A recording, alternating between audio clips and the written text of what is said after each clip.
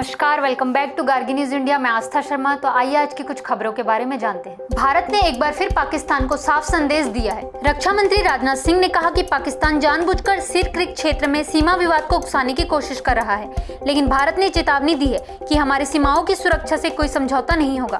पाकिस्तान की नापाक हरकतों का जवाब सेना और सरकार दोनों स्तर पर पूरी ताकत से दिया जाएगा।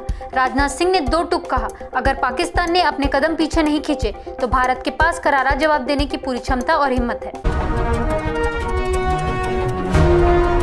24 सितंबर को लद्दाख में बीजेपी ऑफिस के बाहर हुए हिंसक प्रदर्शन में पुलिस कार्रवाई के दौरान 4 लोगों की मौत हो गई थी। लद्दाख प्रशासन ने इस पूरे मामले की मजिस्ट्रियल इंक्वायरी के आदेश दिए। जांच में यह पता लगाया जाएगा कि हिंसा कैसे भड़की और पुलिस एक्शन में क्या परिस्थितियां बनी जिनसे यह दुखद घटना हुई।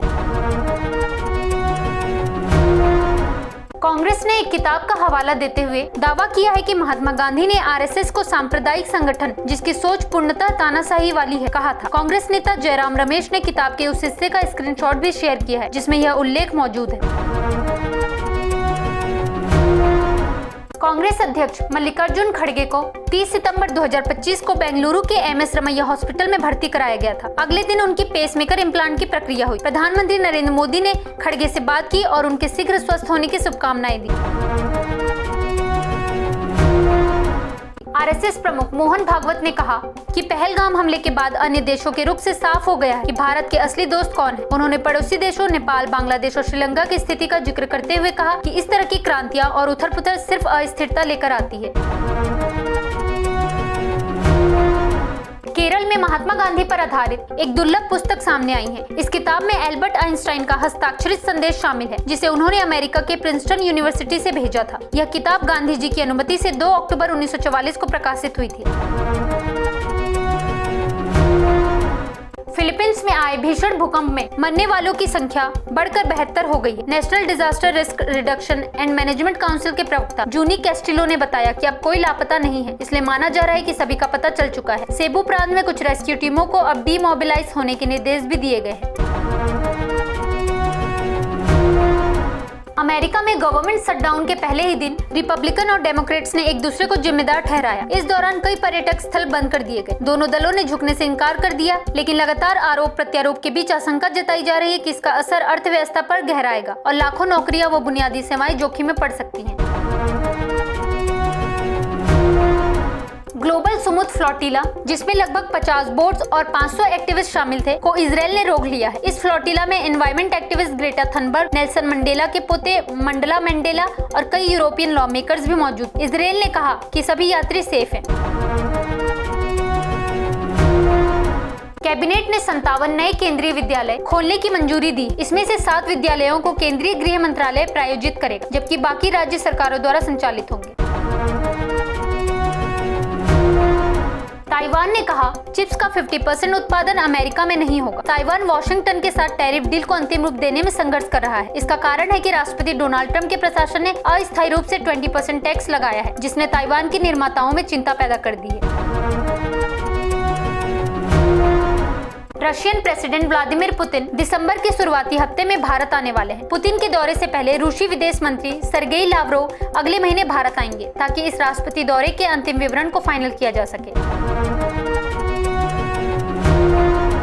यूएस प्रेसिडेंट डोनाल्ड ट्रंप 4 हफ्तों में चीन के प्रेसिडेंट शी जिनपिंग से मुलाकात करेंगे। यूएस प्रेसिडेंट डोनाल्ड ट्रंप का कहना है कि सोयाबीन फार्मर्स चीन की वजह से सफर कर रहे हैं। उन्होंने ये एलिगेशन लगाया है कि शी जिनपिंग सोयाबीन को नेगोशिएशन में टैक्टिक के तौर पर यूज कर रहे हैं और इसी मुद्दे पर आने वाली मीटिंग में डिस्कशन होगी।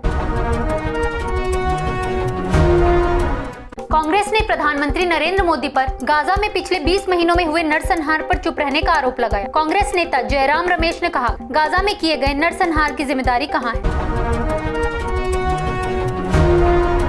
साउथ कोरिया के प्रेसिडेंट ने फॉरेन एडॉप्शन प्रोग्राम्स के पुअर मैनेजमेंट पर माफी मांगी। उन्होंने कहा कि ट्रूथ एंड रिकॉन्सिलिएशन कमीशन और हाल की कोर्ट रूलिंग्स में कुछ मामलों में मानवाधिकार उल्लंघन की पुष्टि हुई है जो अंतर्राष्ट्रीय गोद लेने की प्रक्रिया में हुए।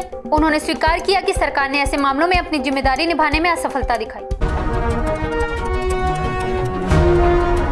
सोनम वांगचुक की पत्नी ने राष्ट्रपति द्रौपदी मुर्मू को पत्र लिखा और उनकी रिहाई की मांग। गीतांजलि अंगमो ने अपने पत्र में पूछा कि क्या यह पाप है कि उन्होंने लद्दाख के पारिस्थितिक रूप से संवेदनशील क्षेत्र में अनियंत्रित और लापरवाह विकास गतिविधियों के खिलाफ आवाज उठाई। उन्होंने राष्ट्रपति से हस्तक्षेप करने की अपील की।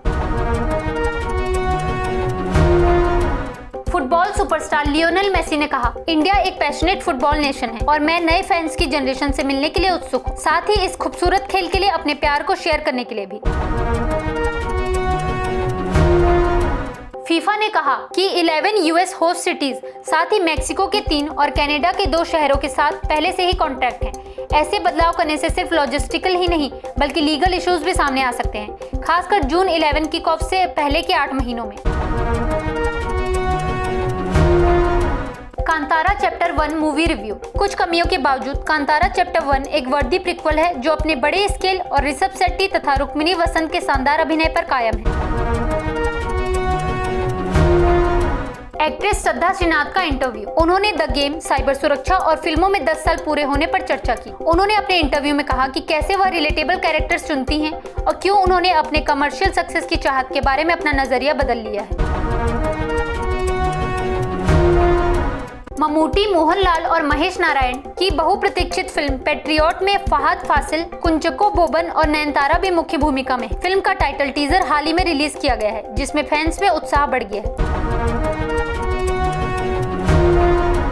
मिस्टर स्कॉर्सेज़ी ट्रेलर रिलीज हुआ। लेजेंडरी फिल्म मेकर की जीवन भर की तलाश रेबेका मिलर की एप्पल टीवी डॉक्यू सीरीज में फिल्म मेकर मार्टिन स्कॉर्सेज़ी की जिंदगी और उनकी कला को दिखाया गया है। इस डॉक्यूमेंट्री में Leonardo da Caprio, Robert De Niro, Daniel Day Lewis और अन्य कलाकारों की झलक भी देखने को मिलेगी। भारत में नए निवेश में उछाल। 2025-26 की पहली छमाही में करीब 15 साल का रिकॉर्ड। भारतीय कंपनियों के नए निवेश लगभग 15 साल के उच्चतम स्तर तक पहुंच गए हैं। नई परियोजनाओं की घोषणाओं में प्राइवेट सेक्टर आगे रहा, जबकि सरकारी और विदेशी कंपनियों के निवेश में इस वर्ष काफी गिरावट देखने को मिली। फोर्ब्स लिस्ट के अनुसार मस्क बने पहले व्यक्ति जिनका नेटवर्थ $500 बिलियन तक पहुंचा। टेस्ला स्टॉक मिस्टर मस्क के नेटवर्थ में वृद्धि का मेन रीजन है। इस साल अब तक शेयर्स में 14% से ज्यादा की बढ़ोतरी देखी गई है।